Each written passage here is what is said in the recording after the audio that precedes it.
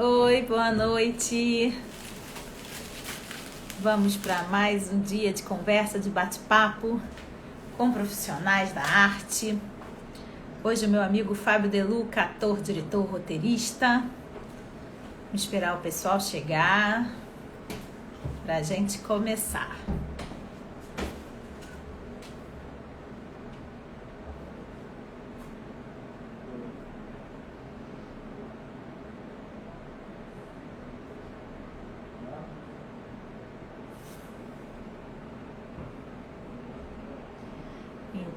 Então, vamos falar sobre teatro, TV, cinema. Oi, vamos chegando todo mundo, que a gente já vai começar o nosso papo. Olá, Marco Aurélio. Oi, sejam todos bem-vindos. Oi, Gui. Oi, Ju. Vamos esperar o Fábio entrar aí pra gente chamar. Tô vendo que você tá aí. Ah, chegou junto. Fábio e Alex chegaram juntos. Oi. Vamos lá, peraí que eu tô... Já vi a sua solicitação, Fábio. Tô só esperando abrir aqui pra eu aceitar.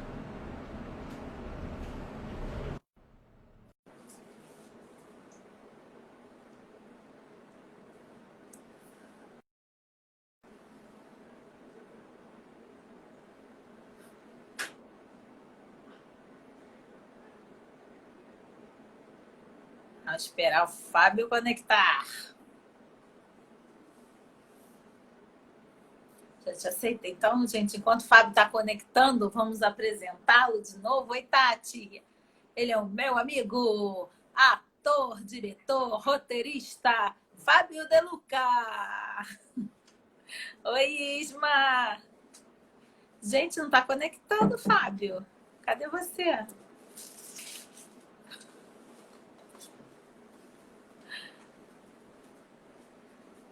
Já te chamei aí.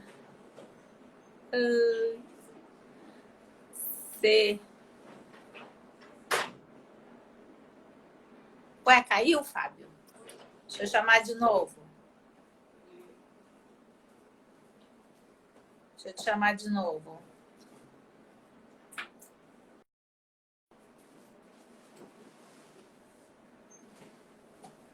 O Fábio De Luca não recusa a minha ligação, tá? Faz favor.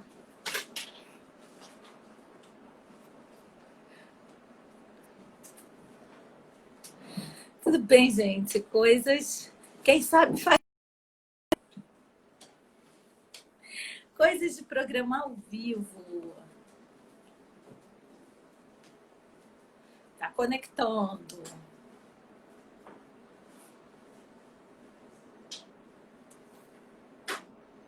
O que é isso aqui?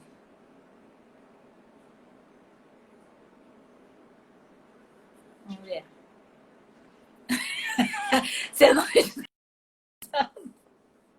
Aí, tá dizendo, Fábio De Luca recusou, gente. Faz o seguinte, não mexe em nada. Não mexe em nada que eu que vou te chamar agora.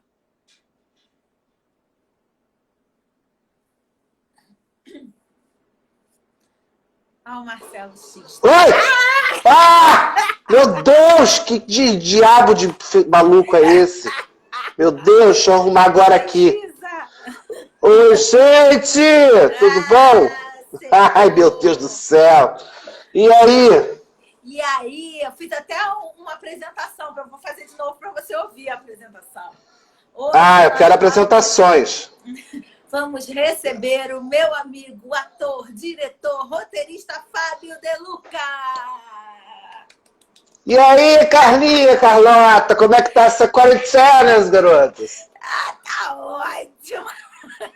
Fala, Marcelo X, delícia. Beijo pra você, querido. Marcelo Xistra foi meu aluno também, seu colega da sua turma, né? Meu colega de turma, com certeza.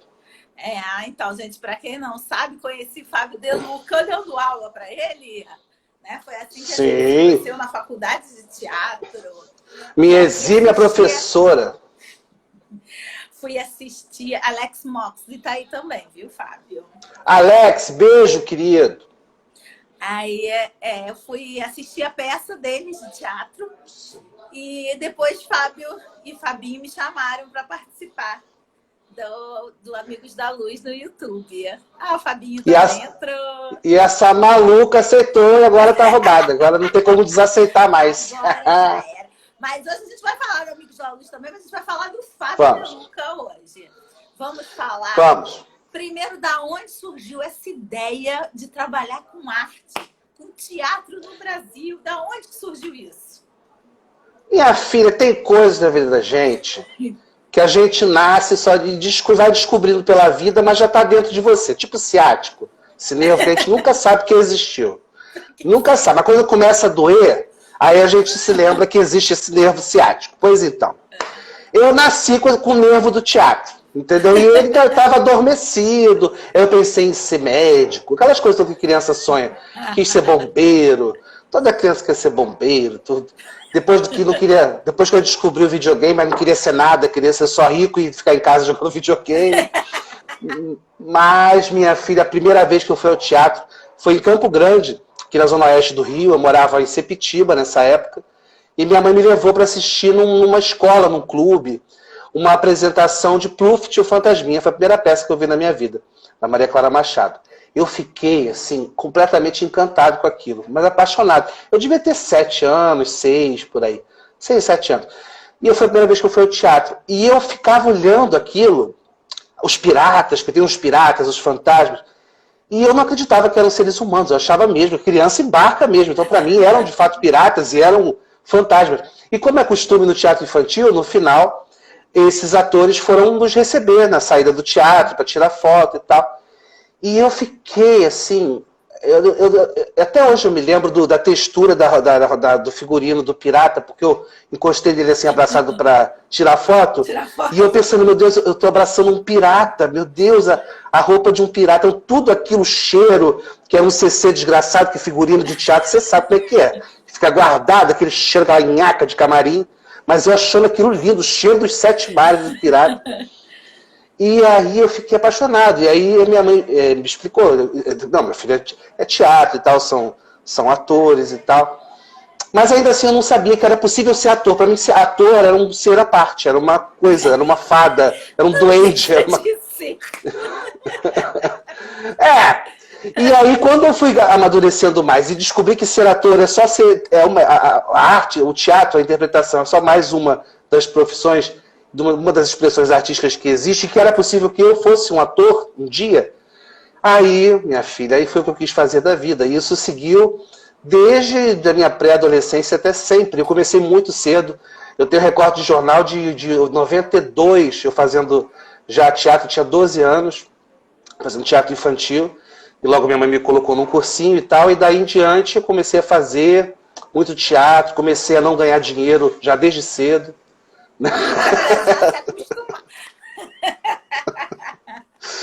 Pois é. Mas me fala uma coisa, como é que foi passar do teatro para o audiovisual? Foi no momento da criação do Amigos da Luz, ou você já tinha feito participação antes em TV, em cinema? Como é que é a mudança da linguagem para quem fez teatro durante muito tempo e depois começar no audiovisual? Então, não foi no Amigos da Luz, não. Foi um pouco antes. Foi quando eu comecei a fazer umas participações, ainda não era contratado, no canal Parafernália. Já bem no início, lá de 2000, isso acho que foi 2013, 2014, por aí. Eu nem sabia direito o que era YouTube, a gente já tinha um grupo de teatro e tal. E aí descobri esse negócio de canal de YouTube. Acho que eu já tinha visto alguma coisa, mas não tinha dado atenção. E aí conheci um pessoal, acabei indo fazer uma participação num vídeo. E aí foi a primeira vez que eu fui fazer alguma coisa em vídeo profissionalmente. E eu já tinha muito ouvido aquilo, dando que vídeo tem que ser menorzinho, porque o teatro a gente tem que expandir a energia ao máximo para poder alcançar, pelo menos esse é um dos pensamentos, um dos estilos. E no vídeo, ao contrário, a gente tem uma área de atuação mesmo menor, então a gente precisa ser um pouco menor, senão fica muito estranho. E aí eu fui experimentando, eu comecei a fazer participações bastante pequenas ali no Parafernália.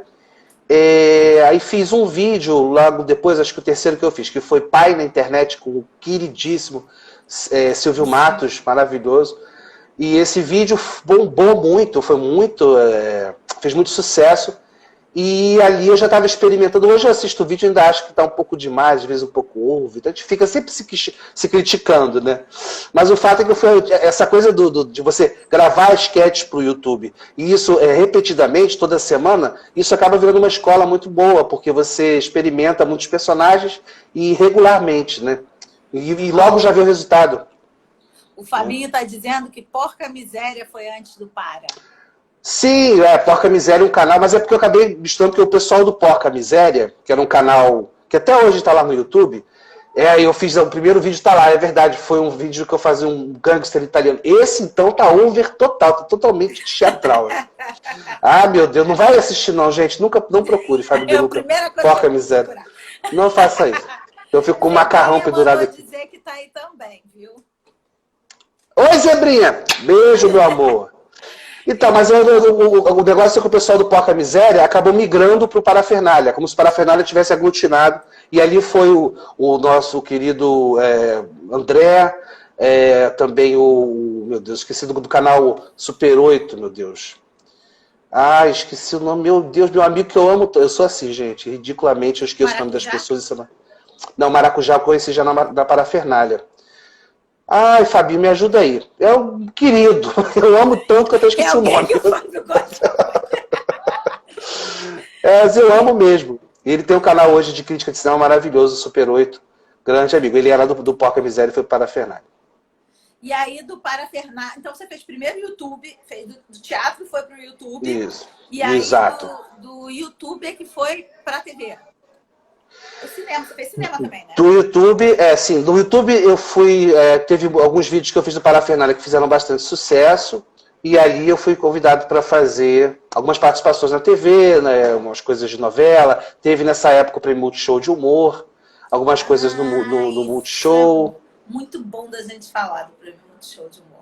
E aí depois, eu acabei aprendendo porque eu fui contratado lá e comecei a trabalhar como ator e roteirista. Aí essa coisa do humor de esquete. Comecei a desenvolver isso e acabei implementando do Amigos da Luz, que era já o grupo de teatro que eu fazia parte. Otávio Gá, isso mesmo, Fábio, obrigado. Otávio Gá. Otávio, pelo amor de Deus, se você viu esse vídeo, eu te amo. É porque eu sou retardado, não esquenta não. Otávio, querido. Como é que foi a experiência no Prêmio Multishow de Humor? Porque aí vocês competiam entre si, né? Sim. O Paulo Vieira saiu do que você fez, não foi? Ganhou o que eu fiz. Ele ganhou o que você fez, né? Como é que era ter que criar personagem toda semana para apresentar e eles davam tipo um roteiro, né? Você tem que fazer dentro desse tempo, essa atividade. Como é que foi ali fazer um teatro televisionado? Assim? Foi uma experiência, para mim, bastante interessante de estar sendo julgado ali, né? Ter jurados ali te avaliando. Foi assustador, né? Foi assim, muito assustador. E eu sou muito inseguro. Eu sei que você também é, cara. Você sabe como é que é isso. Eu acho que isso já é parte da natureza, está no DNA da gente que trabalha com arte. A gente é inseguro por natureza. Alguns conseguem disfarçar mais e outros menos, mas todos somos inseguros. E ser julgado ali, a Vera sendo gravado com plateia, é sempre muito difícil. Mas a gente no início, antes ainda de começar as gravações, a gente já propunha os personagens que a gente faria do decorrer os quadros dos personagens. Mas durante a competição também tinha algumas coisas surpresas assim, que a gente tinha que fazer né, de uma semana para outra. Assim. Mas a gente já tinha algum trabalho que o diretor já assistia antes e tal, e já era um pouco, já tinha meio que alinhavado, primeira etapa, segunda etapa e final, se a gente seguisse até lá. E eu tive a honra de fazer o mesmo programa de que muitas pessoas que hoje estão trabalhando aí, e o genial Paulo Vieira, que ganhou divinamente, maravilhoso, não tinha como bater de frente com o Paulo Vieira, e não tem como, porque esse cara é maravilhoso, é uma escola, assim, a gente já se reencontrou em outros trabalhos, agora recentemente no especial do Porta, há 1 ano, 2, e é um docinho de pessoa. E me fala uma coisa, você, fazendo prêmio Multishow, você acha que aquilo era meio stand-up ou não? Ou você levava como cena a criação de um personagem? Assim, a gente começava com quadros solo, que podia ser stand-up, podia ser um quadro de personagem, podia ser paródia, podia ser qualquer coisa que você estivesse sozinho, você podia levar alguns recursos cênicos, mas você sozinho. Então alguns iam com stand-up, outros com personagem, mas numa cena solo, geralmente nesse estilo Terça Insana, assim, onde um personagem fala um pouco da vida dele e tal. E teve um momento lá pela segunda etapa, na terceira, que a gente fazia cena com outro competidor em duplas. A gente preparava cena de improviso ou cena escrita e depois a gente tinha algumas provas surpresas, mas basicamente era assim. O stand-up era um dos estilos que algumas pessoas escolhiam para levar. Aí varia do tipo, né, de humor que cada um já estava acostumado a fazer. Eu, por exemplo, não tenho muita prática no stand-up. Tem sim, é só você começar a fazer que vai.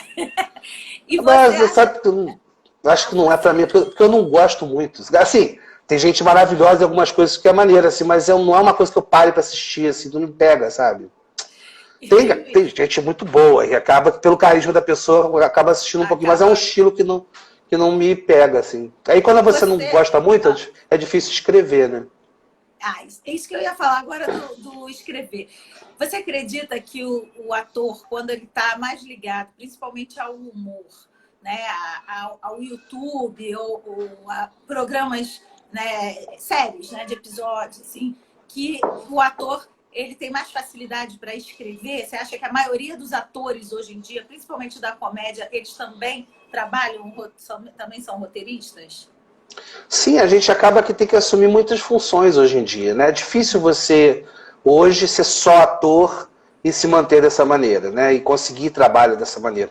A gente tem que ser ator e criador também, e produtor também, a gente tem que se meter a produzir, tem que saber fazer uma filipeta, de repente, no Photoshop, para poder produzir um espetáculo, tem que saber, pelo menos entender, para dizer como é que você quer que seja feito, você tem que ter algum tino de negociação para fechar uma pauta em teatro, você tem que saber falar com a imprensa, enfim, a gente tem que fazer tudo, tem que jogar em todas as posições. E alguns se destacam mais em algumas dessas áreas, né? Mas você ser só ator, aquele que consegue entrar para uma companhia, ter salário e ficar só concentrado no personagem, no texto, isso aí eu nunca vi de perto. É igual o caviar do Zeca Pagodinho. Não conheço, não sei como é que é essa realidade.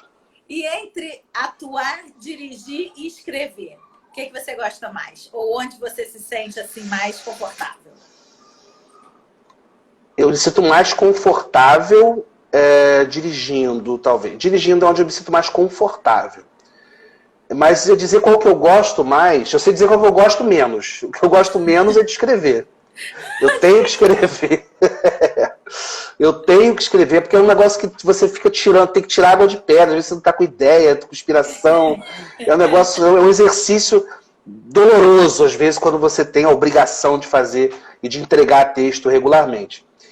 Mas tem seus prazeres, né? Mas dessas três opções é a que eu menos gosto.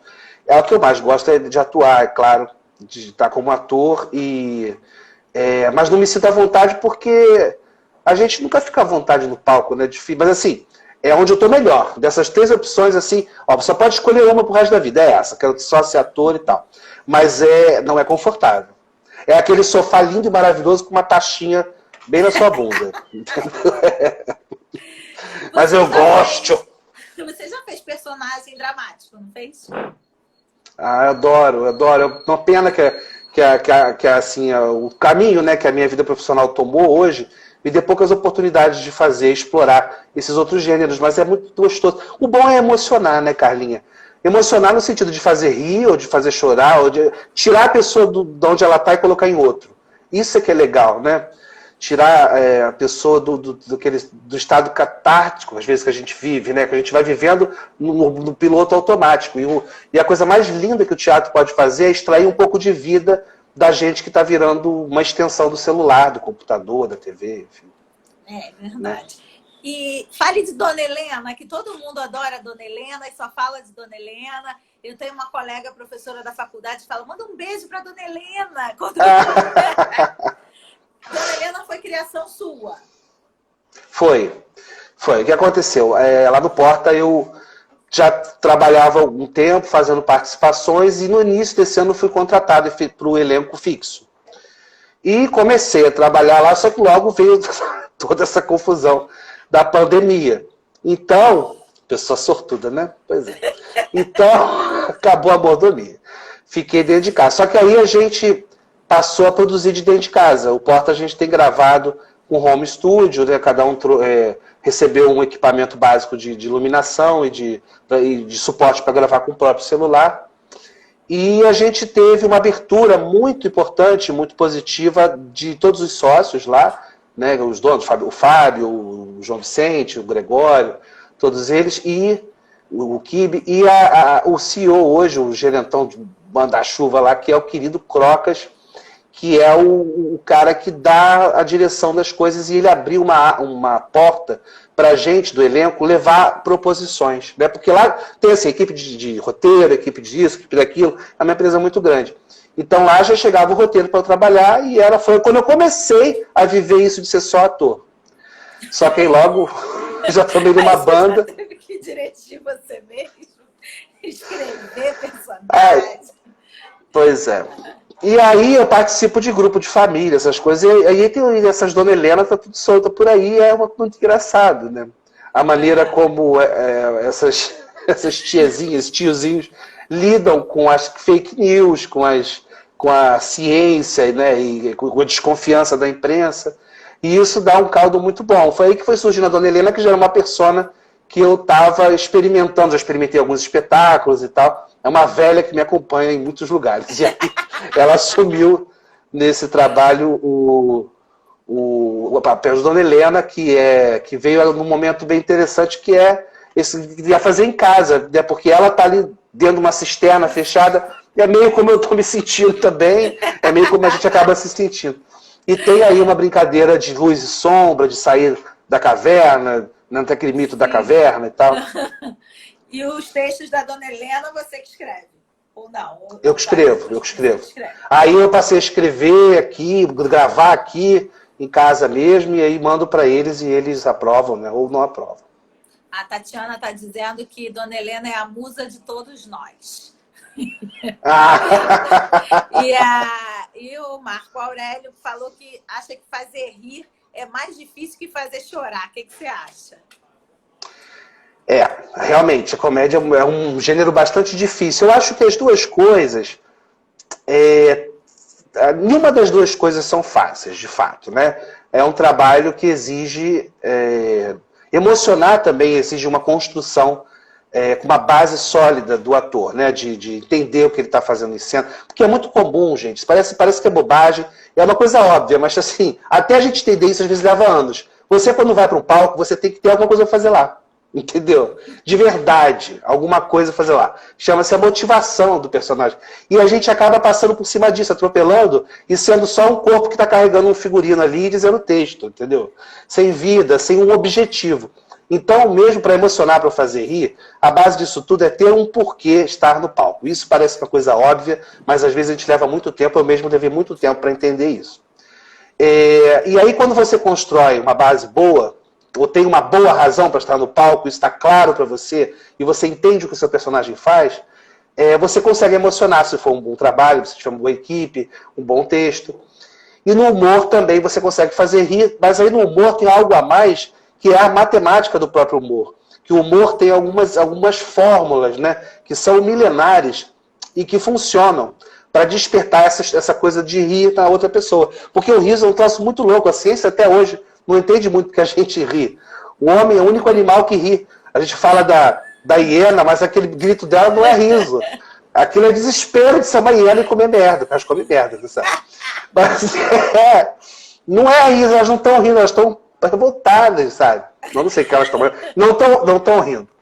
O homem, o ser humano é o único animal que ri e não se sabe por quê. Olha, acho que é Andrew. Pediu para você notá-lo, então você manda um abraço para ele. Andrew Richard. Ele é seu fã do Parafernália. Tá fazendo Ô, André, que delícia. E, e o pessoal já colocou aqui, você fechou a trilogia do YouTube, né? Parafernália, Amigos da Luz, Porta dos Fundos. Maiores canais do YouTube. Né? Teve também o canal Ish, eu já rodei por aí. Canal Ish, Parafernália, Porta dos Fundos e Amigos da Luz. Já rodei. Me fala sobre cinema. Como é fazer o cinema? Que a gente é acostumado com o nosso modelinho aqui pequenininho, que aí já é outro extremo, né? Sair do teatro, gestual, caramba, tudo, foi para uma telinha pequenininha, porque as pessoas, a maioria das pessoas assiste a gente do celular, né? Não é nem do computador, é do celular. Telinha pequenininha. Aí você vai para aquele telão do cinema. Para gravação, para filmagem, tem diferença ou o mecanismo é o mesmo? Só o meio de a tela que é diferente? Então, eu tive uma experiência agora recente, no final do ano passado, que foi uma comédia com o Rafa Portugal, a Cacau Protásio, que estrearia agora no meado do final do primeiro semestre, mas com tudo isso eu acredito que vai prorrogar um pouquinho a estreia desse filme. E eu faço um personagem que é o amigo do protagonista, eu estou bastante no filme, tive muita cena, então eu pude experimentar um pouco mais essa linguagem do cinema. Eu achei muito parecido com... Assim, eu já tinha feito cinema antes, mas participações menores. E desde sempre eu achei muito parecido com o vídeo em geral. O que é diferente, o que eu achei diferente, é o cuidado, né? Porque a TV é mais acelerado, né? Uma coisa de produção a toque de caixa. O cinema é um artesanato, é uma coisa um pouco mais minuciosa, e a luz é mais cuidada. Está mudando, né? A TV até tem tido tempo e equipamento com a tecnologia avançando de captar melhor, captar melhor a luz e ter uma cara um pouco mais cinematográfica. Mas eu acho que o fazer do cinema é um fazer um pouco mais detalhado, mais cuidado. Eu tive num outro filme que eu fiz antes, com o saudoso Domingos Montanhê também, que foi o... que eu não lembro. Não lembro o nome do Otávio Gago, não lembro o nome de nada.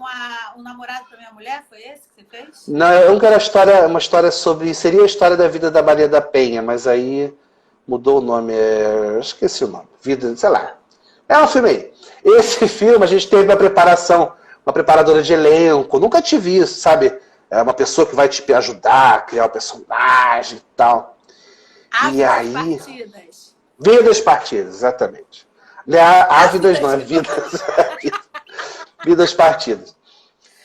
Então tem uma coisa que você pode. Aí você pode, tem, assim, tem aquele tempo, né? Nunca tem dinheiro também, porque tudo aqui no Brasil é isso, ninguém tem dinheiro. Então, às vezes, o teu prazo que eles planejaram fazer o filme tem que reduzir. Mas ainda assim a gente tem um pouco mais de chance de fazer arte de verdade. Entendeu? Gente, olha só, quem quiser fazer pergunta, faz pelo chat mesmo, porque se mandar para essa caixinha com interrogação, eu não estou conseguindo abrir a caixinha. Então é melhor fazer aqui no corrido mesmo. Que caixa? Tem uma caixinha com ponto de interrogação, só aparece para mim. Ah, tá. Para mim tá com caixinha nenhuma. Oi, Alex. Alex foi meu aluno na pós, super fã do nosso canal, viu? Opa, um abração, Alex. Aqui, Fábio, o André perguntou, você já participou do filme do Gigante Léo como figurante? Filme do Gigante Léo? Eu já fiz... não, gente, olha, isso aí aconteceu em 2 filmes na minha vida. Eu nunca cheguei a fazer figuração, não. O Rafa Portugal fez por muito tempo, eu não cheguei a fazer figuração, mas eu fiz uma participação no filme do Gigante Léo, tinha uma cena, eu era o porteiro, e tinha uma cena no Torrica também. Uma cena legal, com texto. Cortaram a cena. Cortaram a cena do Gigante Léo, que eram 2, inclusive, e acho que tem apareço só lá no Torrica, eu tô assim, de repente eu faço assim e sai da tela. Acabou. Só isso. Só isso que restou do filme. Então hoje eu faço isso aqui. Quando eu faço um filme que é participação, eu primeiro assisto, vejo se eu tô no filme mesmo, aí eu convido o pessoal para assistir. Se eu não tiver, se tiverem cortado a cena, já era. Eu nem chamo. Mas foi... Tem uma clássica pergunta aqui, né? Quando você teve a ideia de criar o canal Amigos da Luz? Bom, a gente já tinha o grupo Amigos da Luz de teatro, já desde 2008. E o assunto espiritualidade é um assunto que sempre me interessou muito. junto com a arte, né, foi uma coisa que eu também conheci muito cedo, na adolescência, assim, o espiritismo, né? E me encantou, me trouxe muitas respostas e tal. E quando a gente faz teatro ou qualquer outra expressão artística, a gente quer comunicar alguma coisa, né? E a gente quer comunicar do que a gente está cheio. E eu sou muito assim, mergulhado nessa filosofia. Isso está muito presente na minha vida. Então, é fatal isso acabar saindo num trabalho autoral, porque a nossa companhia trabalhava com projetos autorais, textos nossos e tal, e a gente tinha em comum isso, logo no início, a maioria ter alguma afinidade com a espiritualidade e tudo. Então a gente logo foi para esse caminho, de fazer peças que falavam disso. E aí, quando eu migrei para o YouTube, e ainda continuava em paralelo com o grupo de teatro, eu fui aprendendo, né, lá como é que fazia aquilo, e trouxe para o grupo de teatro Amigos da Luz, e a gente, em 2015, depois de 8 anos, né, já 7 anos de grupo de teatro, montamos o canal Amigos da Luz no YouTube, onde a gente começou a fazer sketches também de humor, mas com uma temática espírita. Muito bem. Agora, ainda tem gente que confunde o ator com o personagem? Você sofre isso? Você sofre isso de sentir assim, te chamarem de Dona Helena ou te confundirem, por exemplo, com o filme lá do Jesus, de falarem, você não fez isso. Não, porque acabou que... as velhinhas batiam com guarda-chuva dos vilões, né, dos atores. Não, a Dona Helena, como ela surgiu já dentro da quarentena, eu não saí muito. Então, tipo, eu fui no mercado algumas vezes e correndo de máscara, cheio de coisa. Então, não tive essa oportunidade de ser nem reconhecido como quem faz. Até na farmácia um rapaz, Dona Helena, não sei como. Mas senti o cheiro da Helena, mas aí foi só uma vez. Então, eu saí, nessa quarentena, eu saí pelo menos umas 3 vezes só, eu acho. Depois que eu descobri que dava para comprar de casa, fazer compra de casa pela internet, então, do mercado, eu tenho saído para nada. Então, eu não cheguei a vivenciar isso. Aconteceu muito comigo, porque teve um personagem também, isso foi na Parafernália, que ficou muito conhecido, que é um que fazia dobradinha com o maracujá, que era um gordinho estressado, que o maracujá era um entregador de quentinha. O maracujá chegou aí, ó. Maracujá Fala, maracujá, aqui, estou falando de você aqui agora. E a gente fazia essa dupla, né? E fez muito sucesso. Ele, o entregador de quentinha, eu, o gordo estressado. E esse foi o personagem que até hoje eu fui mais reconhecido na rua. E vai, o gordo estressado. O gordo estressado. Uma delícia ser conhecido como gordo estressado. Até fizeram um funeral para você no Parafernália, né? Quando você foi contratado. Foi. Episódio que fizeram o funeral do gordinho estressado, né? Foi, gente. Mas é uma galera que eu tenho muita saudade. Fiz grandes amigos da Parafernália, grandes mesmo, gente muito querida. Que merda, o maracujá. Ai, que bom. Aqui, a Renata falando, a energia de vocês é maravilhosa. Missão linda de divulgar a doutrina espírita. Junto talento, obrigada. Essa dupla foi sensacional. Fábio e Maracujá, foi mesmo. E fala um personagem que você tenha, curtido mais fazer, que você acha que assim, nossa, eu já entrava nesse personagem assim, já estava dentro de mim aquele personagem, não precisava nem pensar muito para fazer. Olha, esse mesmo foi um personagem que eu gostava muito de fazer, porque, não que o Maracujá, não é porque ele está aqui, mas é um cara muito gostoso de trabalhar, assim. Tem um clima bom, animado, assim, muito generoso em cena. Então eu adorava trocar essa bola com ele. E eu sou meio estressado, né? Mesmo. Então acho que já... Não naquele nível, mas aí já era uma coisa que rolava bem. Mas a Dona Helena também é muito prazeroso fazer por causa da... O que eu reconheço da Dona Helena, muitas senhoras que passaram pela minha vida. O jeito que ela fala e tal. Então é gostoso porque parece que eu estou perto dessas tias. Algumas já se foram, outras estão aí. Então é meio que tá de novo no colo delas, assim. E qual personagem que você... não quero fazer nunca mais um tipo de personagem assim? Pegadinha no Sérgio Malandro, gente. Eu já fui assim. Eu fui Ivolanda do Sérgio Malandro em 2 programas. E eu fui... pois é. E isso é uma coisa que eu quero esquecer na minha vida. Carla, você me fez falar sobre isso, você vai editar esse vídeo depois. Mas se tem uma coisa na minha vida...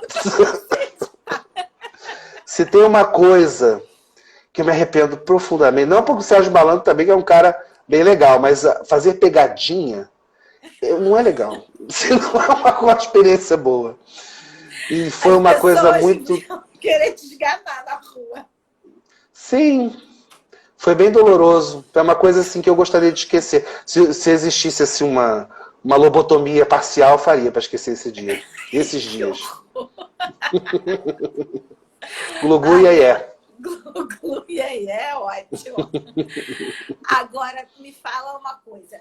Como é que você faz o processo de construção dos seus personagens? Se é, no caso, um personagem que você mesmo esteja escrevendo, no caso do Amigos da Luz, ou do Porta, que você escreve e você sabe que vai interpretar aquele personagem, é mais fácil do que você receber pronto de alguém? Como é que funciona isso da construção do personagem? Pois é. Eu tive muito mais experiência na minha vida de fazer personagens que eu mesmo escrevi. Pra mim, sabe? E eu tô até meio cansado disso. Assim, eu adoro quando é um roteiro que chega... Porque na hora que você recebe o texto é um momento muito bom. Que você lê a primeira vez aquilo pronto, o que te passa nessa primeira leitura é assim, valioso, porque geralmente aí aparece o ouro da coisa. É a primeira impressão, né? Aquela coisa, a primeira impressão é que fica, mas é a primeira, o caminho, sabe, do personagem, geralmente aparece nessa hora. Né? Isso não é, para mim, isso é uma coisa que fala, o Stanislavski que fala lá nos estudos dele e tal, que o momento de você receber um texto e ler pela primeira vez, é uma hora de você, não é ler de qualquer jeito, o bom é você parar num lugar tranquilo e tal, e se deixar num estado favorável, neutro, e ler aquilo, absorver aquela história toda, e esse personagem já vai te trazer uma coisa que geralmente é o melhor, porque depois você começa a racionalizar demais em cima, criar, e aí às vezes a gente dá uma volta danada até voltar para o que você sentiu quando você leu a primeira vez. Sabe? Então isso é muito valioso, assim. E quando você escreve o texto que você vai fazer, você não tem esse momento, porque você participa da construção, você constrói o texto, né?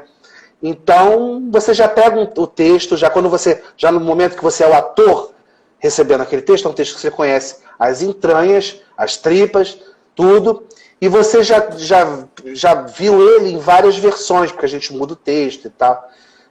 Então não existe chance de ter essa primeira impressão. Né? Então você realmente tem que buscar isso por outros caminhos. E o fato de ter escrevido não é uma vantagem nesse sentido, porque é um personagem que você escreve. E esse personagem é, por exemplo, uma pessoa vaidosa, vamos dizer assim. Essa é uma característica mais marcante de um personagem. Um cara muito vaidoso e tal.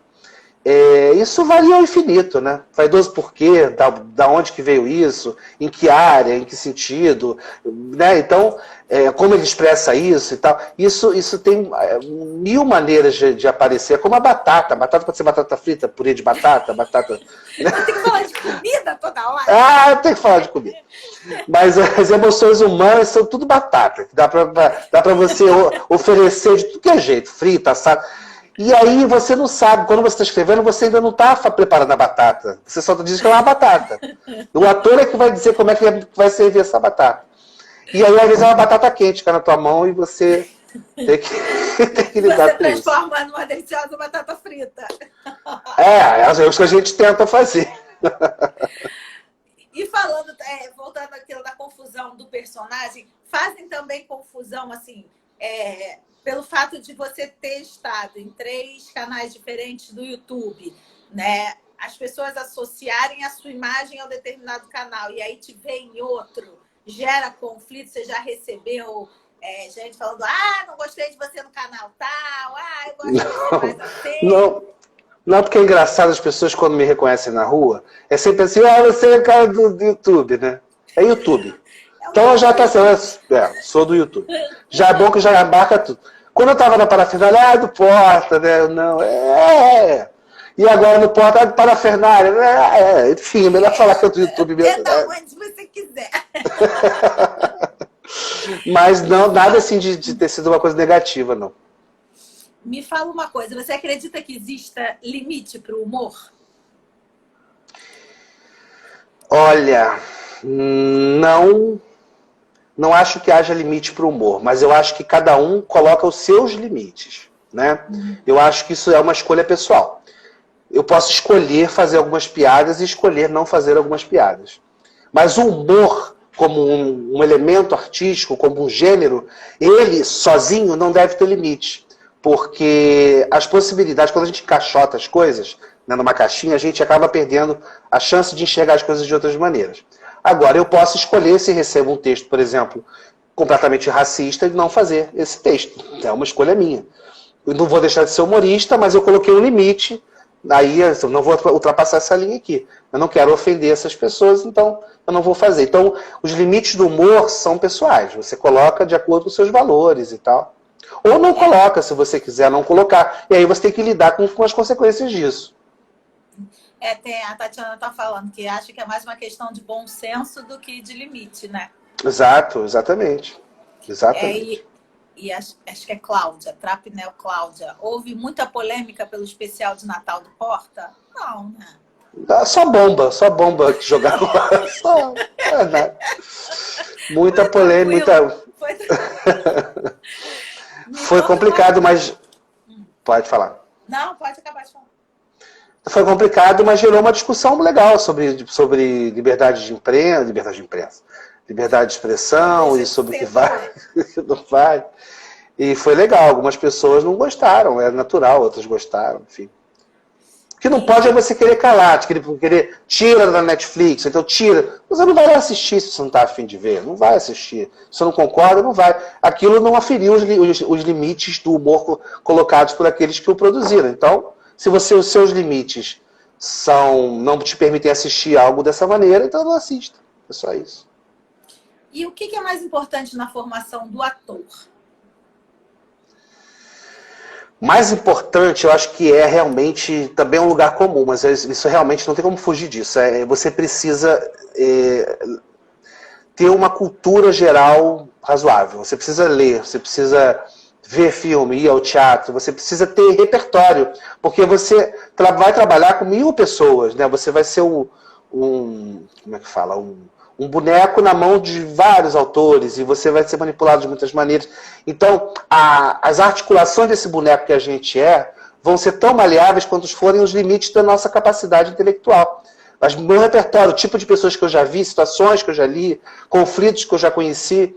Então, por isso que um personagem, às vezes muito rico na sua literatura, e as grandes obras clássicas estão aí, das tragédias gregas, que são personagens tão cheios de camadas, a obra de Shakespeare, enfim, Chekhov e tantos outros, às vezes são trazidas ao palco de maneira muito superficial, às vezes por atores muito inexperientes de vida, não é nem da técnica do teatro, mas de vida mesmo, de conseguir entender aquilo. Eu assisti uma entrevista muito interessante, foi naquele programa do Abu Janra, também, saudoso Abu Janra, com... Quem foi? Agora eu não lembro mais. É um ator da antiga falando que há muitos anos, com Paulo Autran. Com Paulo Autran. Que fez acho que Elias, sei lá, fez um personagem lá muito novo, e hoje, se voltasse a fazer, provavelmente faria muito melhor, com muito mais densidade e muito mais camadas de entendimento, porque já viveu muito mais, seu conhecimento se ampliou muito, o entendimento da peça acaba sendo muito mais profundo. Então, sem dúvida, ler e se instruir.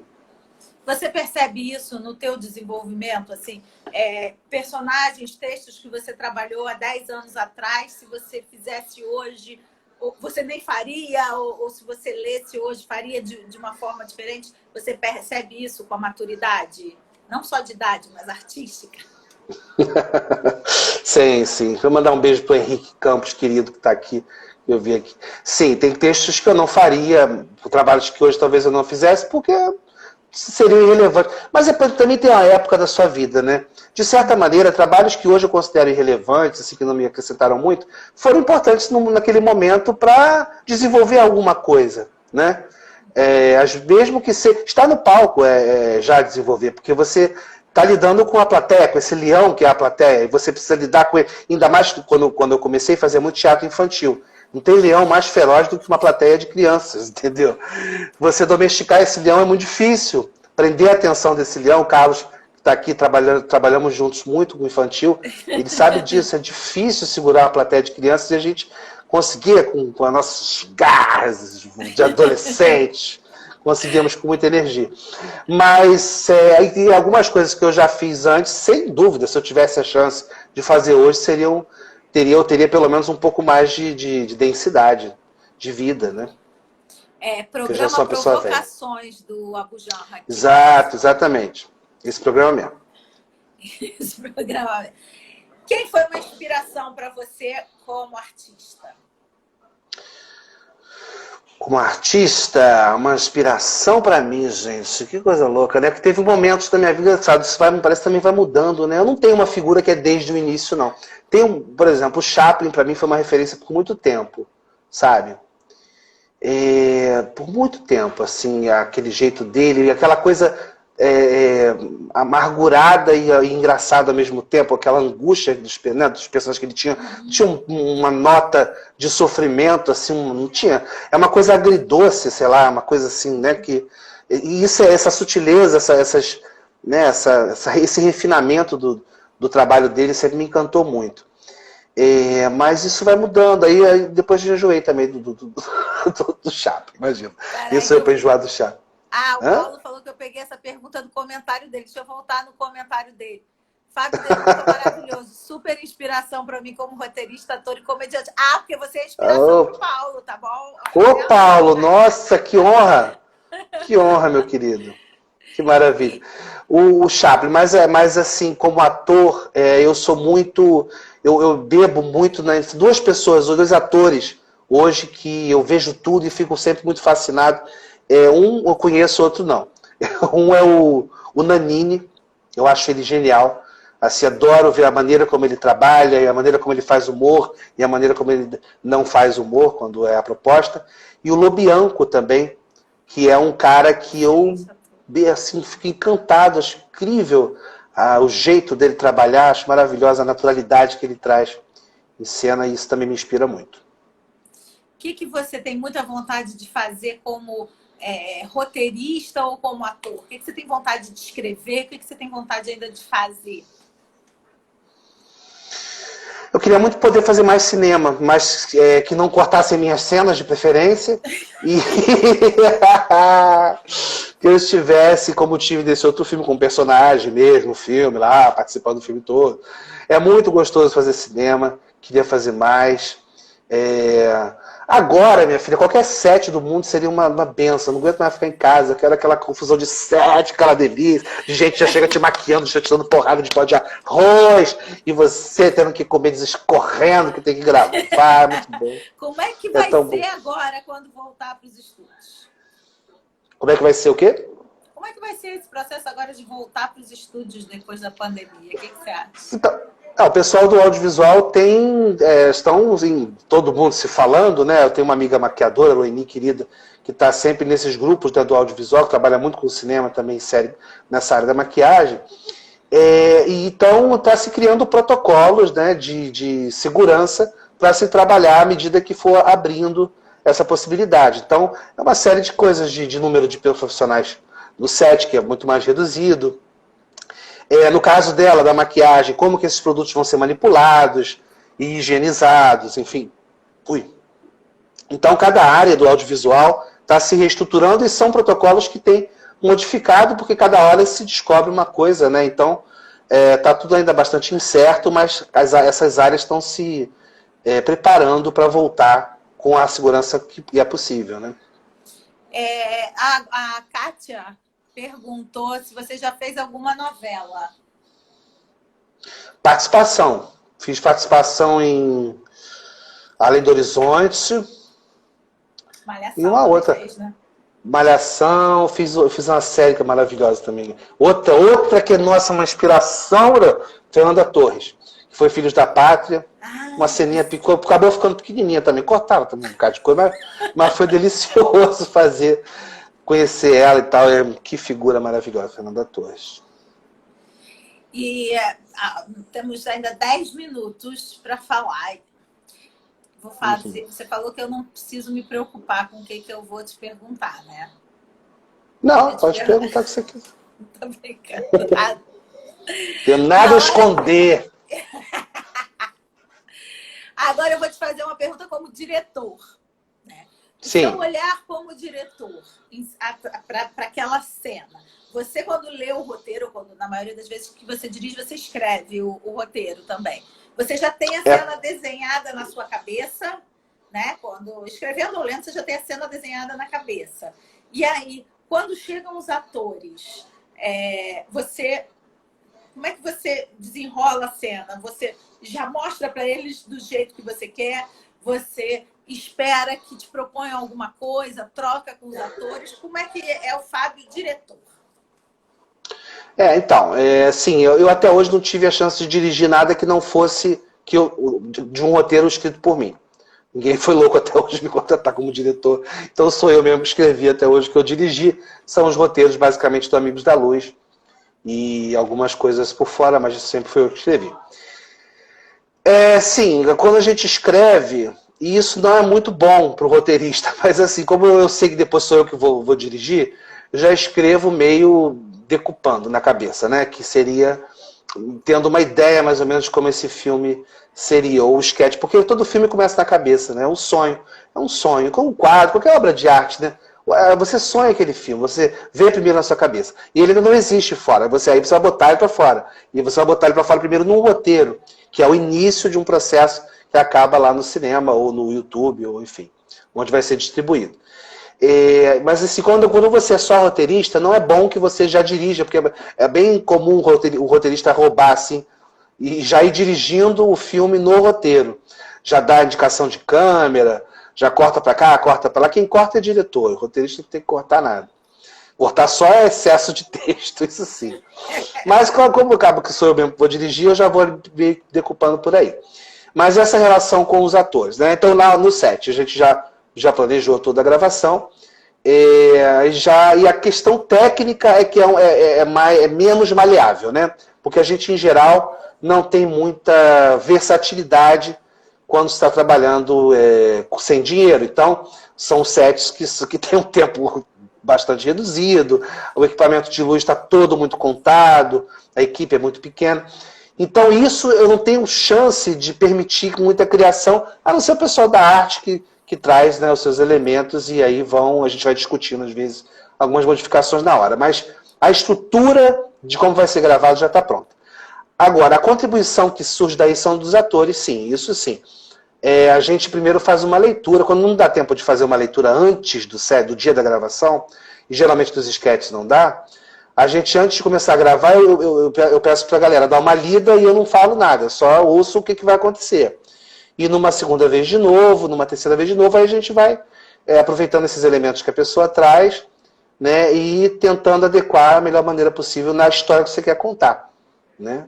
Porque tudo o que tem que acontecer ali é o que, às vezes, nós como atores, a gente não entende. Né? Por exemplo, eu aqui reclamando de que cortaram minhas cenas do filme e tal. Um diretor, ele está contando uma história. Ele tem que contar essa história da melhor maneira possível. Ele não está ali para fazer um filme para que tenha a minha cena. Não. Ele está ali para fazer um filme que está contando uma história. Se a melhor maneira para essa história acontecer, em seu ritmo, em sua dinâmica, for que aquela cena caia, então que ela caia. Porque o que importa é contar a história do filme.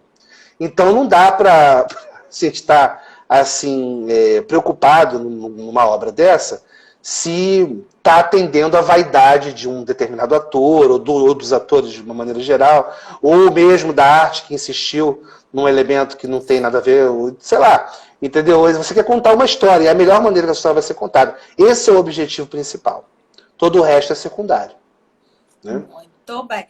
Responde para o André, como é que vocês gravam de casa do Porta? Você já respondeu, né? Pelo celular, não é? Pelo celular. A câmera é pelo celular, né? E a Andinha perguntou se você frequentou o Francisco de Paula, mas acho que foi só a gravação do filme, né? Não. A gente já esteve lá apresentando a peça 2 vezes e também gravamos lá um filme de Natal para o canal. Que, aliás, super recomendo, já que a gente já está em casa mesmo, vamos assistir. Com a Carla brilhando lá, arrasando. Olha a pergunta de Fábio Olivieri. Qual ator do Amigos da Luz dá mais e menos trabalho no set? Ah, gente, sabe que não tem, ninguém me dá muito trabalho, não. Não dá, porque assim, o negócio de chegar com o texto decorado. A maioria do pessoal chega. Quando não chega é porque eu não mandei o roteiro com antecedência para o suficiente.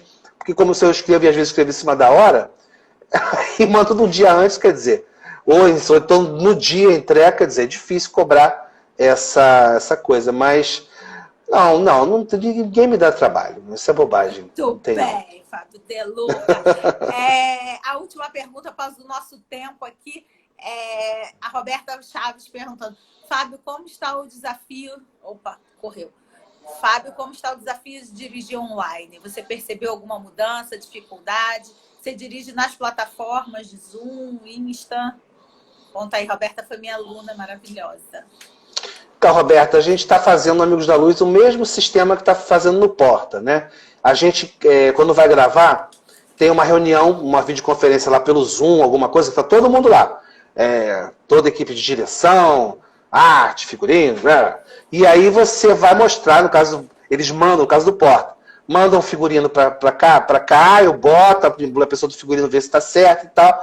E aí a gente tem que usar geralmente um computador para estar com o laptop para estar nessa reunião e o celular para gravar.